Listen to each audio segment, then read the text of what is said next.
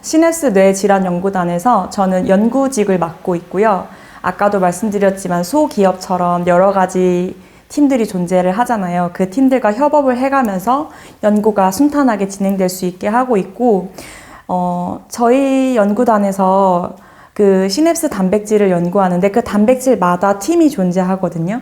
그래서 오늘 여기서 설명을 드리는 것보다는 저희 연구단 홈페이지가 있습니다. 그래서 홈페이지에 와 주시면 조금 더 이해하시기 쉬울 것 같고, 실험 방법론적으로 먼저 말씀을 드릴 게, 이 실험을 할 줄 알아야지 연구를 할 수 있으니까 말씀을 드릴 거고요.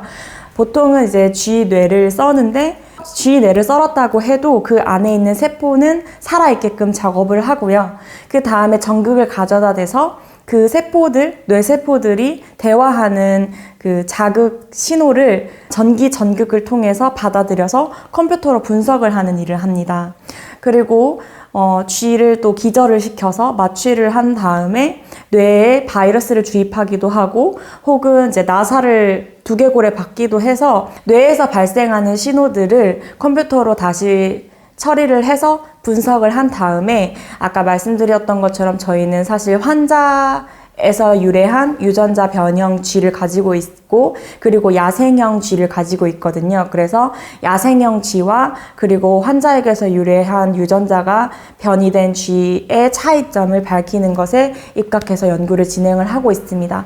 그 외에도 뇌를 부위별로 꺼내서 갈아서 그 안에 시냅스 단백질이 변해서 아까 말씀드렸던 것처럼 시냅스 구조에 중요한 단백질들이 변형이 되어 있는지를 단백질을 갈아서 보기도 하고, 그 상태로 눈으로 직접 볼 수 있게 현미경에다가 두기도 하고요. 그런 식으로 다양한 실험들을 하고 있습니다. 그래서 그러한 실험들을 통해서 실제로 환자분들 뇌를 썰 수 없잖아요. 그러니까 쥐를 먼저 실험을 다 해서 가장 퍼펙트 타겟팅을 할 수 있는 주요 단백질의 변이라든지 주요 구조의 변이를 찾아낸 다음에 그 구조를 다시 돌린다거나 그 단백질을 다시 돌릴 수 있는 약물을 다시 스크리닝을 해서 그 약물이 직접적으로, 간접적으로 영향을 줄 수 있는지 없는지를 연구를 하고 있습니다.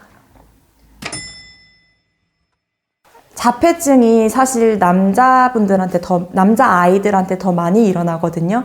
그래서 남자아이들한테 더 많이 일어나는 이유에 대해서 밝힌 바가 있습니다. 그런 식으로 좀 더 자폐증 환자분들이 가지는 유전학적인 요소에 입각해서 좀 더 연구를 밝히려고 하고 있고요. 그리고 외국 같은 경우, 한국도 마찬가지긴 한데, 그 신경학만 공부하고 뇌과학만 공부하는 게 아니라 면역학도 공부를 같이 합니다. 그래서 그 장내 미생물학이 정말로 뇌에 영향을 미칠 수 있지 않을까라는 궁금점으로 시작을 해서 연구를 진행하시는 분들도 있고, 그 뇌 안에서 일어나는 면역 물질에 의해서 그 세포가 망가지면서 혹은 시냅스가 변형되면서 문제가 될 수 있겠다라고 가설을 제시하는 분들도 있어요. 실제로 이게 어려우실 수도 있는데, 코로나가 걸렸을 때 문제가 되는 이유가 면역 반응이 많이 일어나면서 사이토카인이라는 게 조금 익숙하시니까 말씀을 드리는 건데, 이 사이토카인이 문제가 되면서 다발성 장기 부전으로 환자분들이 문제가 일어나시거든요. 그래서 똑같이 자폐증 그리고 다른 신경성 문제들이 일어나는 그 질환들에도 이러한 면역학적으로의 반응이 문제가 되지 않을까라고 해서 그런 식으로 연구를 하는 경우도 있고요. 그리고 이제 자폐증이 태어났을 때 가지는 경우도 있지만, 환경적인 변화 요소, 아까 말씀드린 것처럼 이온이라든지 영양분의 부족으로도 생길 수 있기 때문에 임신 상태부터 이것을 케어할 수 있는지부터 해서 태어났을 때, 아기일 때 이것을 바로 고칠 수 있는지, 바로 잡을 수 있는지도 그런 식으로 좀 타임별로도 연구를 하고 있고, 하나의 학문이 아니라 여러 학문이 조합을 해서 융합을 해서 이것을 고치는 데 도움이 되고자 노력을 하고 있습니다. 그리고 이거는 그러니까 다른 이야기인데, 자폐증뿐만 아니라 미국에서는 지금 파킨슨 디지즈라고 해서 파킨슨 병이, 손 떨리고 점점 뇌의 기능이 마비가 되는 그러한 질병 질병에 대해서 실제 환자분이 의사신데 그분이 자원을 하셔서 본인 뇌세포를 가지고 연구를 하는, 살아있는 상태에서 그 뇌세포를 가지고 연구하는 경우가 있거든요. 그래서 여러분들이 생각하시는 것보다 자폐증 연구도 굉장히 활발하게 되고 있고, 다른 뇌 질환 연구에 대해서도 상상 이상으로 금액도 많이 들지만 상상했던 거를 현실화시키고 있고요. 제가 최근에 만났던 분이 깜짝 놀라셔서 또 말씀을 드리는 건데, 뇌를 투명하게도 만듭니다. 그런 식으로도 하고 있기 때문에 과학자는 아이디어만 내는 게 아니라 그것을 실현시키는 게 과학자거든요. 근데 정말로 여러분들이 생각하시는 교과서에 있는 과학보다 실제 논문, 그리고 지금 현재 미래 이야기가 아니라 현재에서 일어나는 과학은 정말로 상상 초월하는 여러 가지 일들을 진행하고 있습니다.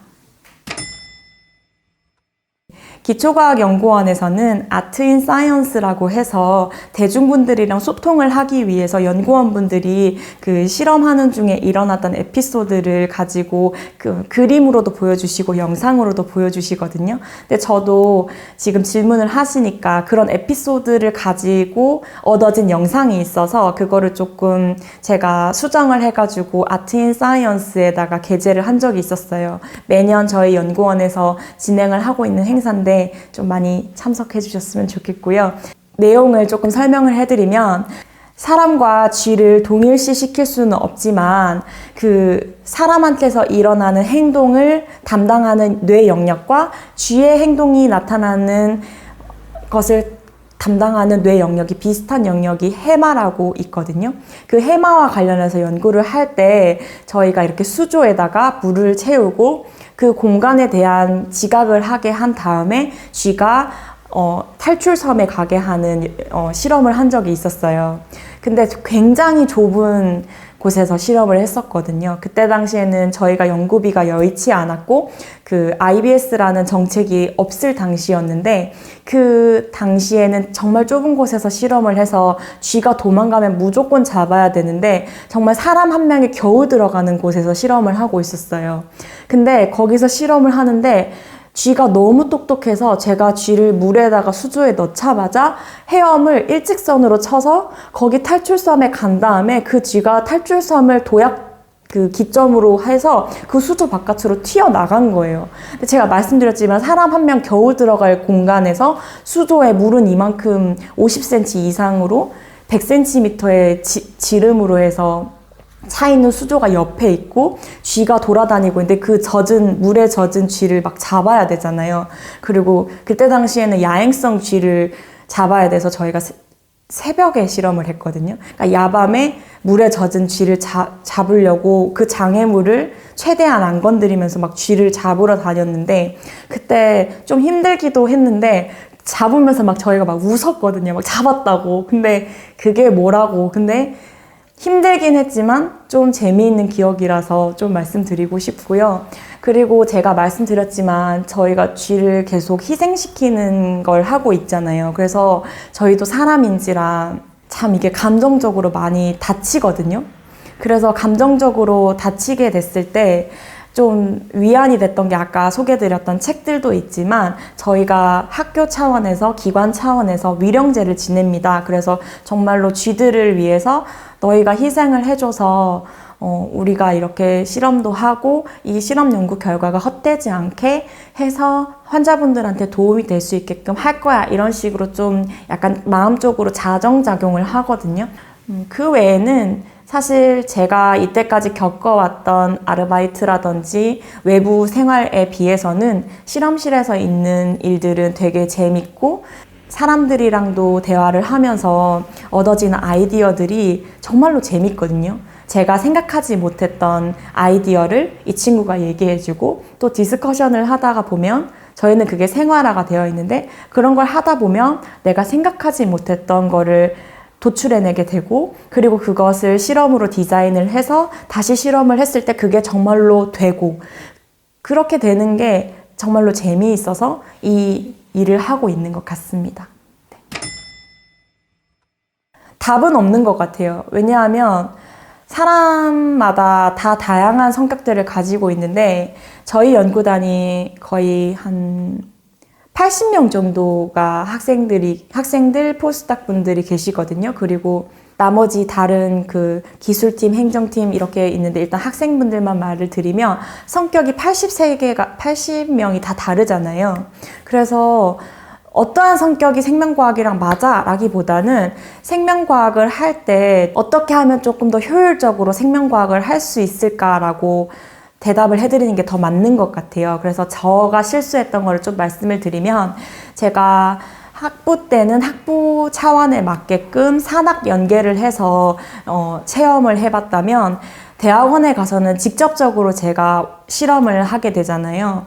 근데 좀 볼멘소리로 1년차 때 실험을 해도 안 되고 끝이 없고 뭐 10번을 해도 결과가 왜 이 모양인지 모르겠어 이런 식으로 말을 했던 적이 있었는데 그때 가장 고년차의 선배 언니가 저한테 정말 따끔하게 얘기를 해줬어요.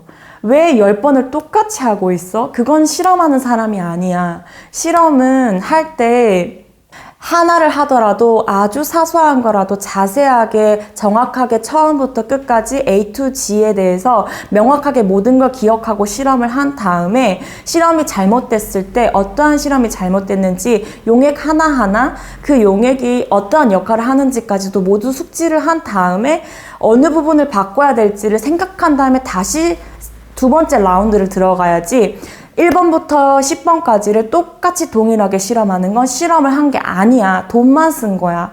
그건 너무 비효율적이야. 이렇게 말한 적이 있었거든요. 저는 이 에피소드가 여러분들한테 드릴 수 있는 생명과학을 하기 위한 생명과학을 하려면 어떠한 성격이 있어야 되는지에 대해서 말씀드릴 수 있을 것 같아요. 그래서 여러분들한테 말씀드리고 싶은 건 생명과학을 하게 되면 분명히 포기하고 싶은 순간도 있고 후회되는 순간도 있고 분명히 힘들고 고난의 길이 있을 거예요. 근데 그걸 덜 힘들게 할 수 있는 약간 꿀팁이라고 한다면 저의 선배 언니가 말해줬던 부분 하나를 하더라도 명확하게 무엇이 잘못됐는지를 확인할 수 있는 그런 눈을 가지면 제일 쉽게 이 생명과학이 진행되지 않을까 생각하고 있어요. 생명과학으로 어떠한 직업을 가질 수 있느냐라고 질문을 하시면 우선 생명과학이랑 직접적으로 연관되어 있는 직업은 정부출연연구소로 갈 수 있고요. 대기업으로도 갈 수 있고요. 민간기업, 벤처기업으로도 가실 수 있어요. 그리고 간접적으로는 의학, 약학, 치의학 이런 쪽으로 전문대학원으로도 진학을 할 수 있습니다. 그리고 요즘은 환자들을 치료할 때 그 환자들한테 맞춤으로 시술을 하거나 수술을 하는 부분을 이전에 있어 왔던 의학으로도 진행을 하지만 신기술, 신의료기술을 접목하는 경우도 많기 때문에 당연히 기초과학, 생명과학에 대한 그런 배경 지식이 기반으로 되어 있어야 합니다. 좀 특이하게 농업으로 가신 분도 계세요. 그래서 청년 이장님으로 계신 선배분도 계시고요. 그리고 이 생명과학을 기초부터 학생들한테 가르쳐 주겠다고 해서 학원 원장님이 되신 분들도 계세요. 과학이 사실 제가 아까도 말씀드렸지만 연구하는 학생들도 있지만 기술 지원팀도 있고 행정팀도 계시거든요. 그래서 그러한 분들을 조금 더 전문적으로 양성하는 행정대학원으로 가시는 분들도 계세요. 앞서 말씀드린 것처럼 생명과학과 직접적으로 연관되는 직업도 가질 수 있지만 이렇게 이 연구를 할 수 있는 환경이 마련되게끔 지원하는 것까지 거시적으로 전체적으로 도와줄 수 있는 것까지도 그 직업의 영역이 굉장히 다양합니다.